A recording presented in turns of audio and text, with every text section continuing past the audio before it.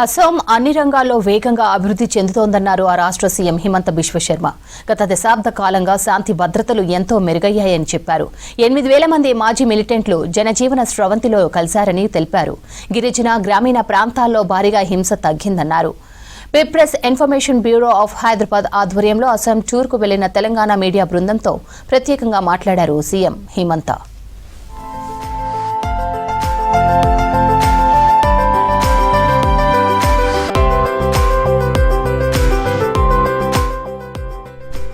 అస్సాంలో పెట్టుబడులకు అనుకూల వాతావరణం నెలకొందన్నారు సీఎం హిమంత. ఎరువులు, ఎథనాల్, సెమీ కండక్టర్ ప్రాజెక్టులతో 4 నుంచి 5 లక్షల కోట్ల పెట్టుబడులు వచ్చాయన్నారు.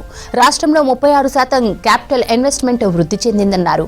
గత 5 ఏళ్లలో 2 లక్షల ప్రభుత్వ ఉద్యోగాలు కల్పించామన్నారు. అలాగే వైద్య రంగానికి రాష్ట్ర బడ్జెట్లో 6% నిధులు కేటాయిస్తున్నట్లు చెప్పారు. ఒక జిల్లా, ఒక మెడికల్ కాలేజీ లక్ష్యంతో 15 మెడికల్ కాలేజీలు పూర్తి చేసినట్లు తెలిపారు.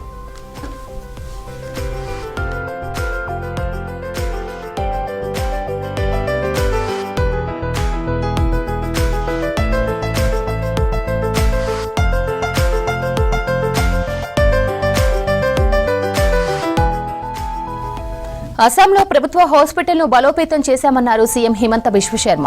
దేశ తొలి ప్రోటాన్ బీమ్ థెరపీ మిషన్ రాష్ట్రంలోనే తీసుకొచ్చినట్లు తెలిపారు. టాటా ట్రస్ట్తో 17 ప్రభుత్వ క్యాన్సర్ హాస్పిటల్స్ ప్రారంభించినట్లు చెప్పారు. మహిళా సంక్షేమంపై ప్రత్యేక దృష్టి సారించామని, ఉన్నత విద్య వైపు వచ్చే యువతల అవకాశం పెరిగింది అన్నారు. అలాగే మహిళలపై నేరాలు గణనీయంగా తగ్గాయన్నారు.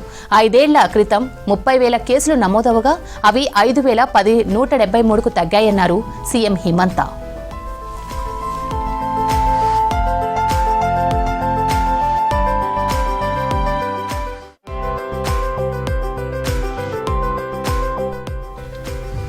సైబర్ క్రైమ్స్ అరికట్టడానికి ప్రత్యేక చర్యలు తీసుకున్నట్లు చెప్పారు CM Himanta Biswa Sharma. Security cell ఏర్పాటు చేసి మానిటరింగ్ చేస్తున్నట్లు తెలిపారు.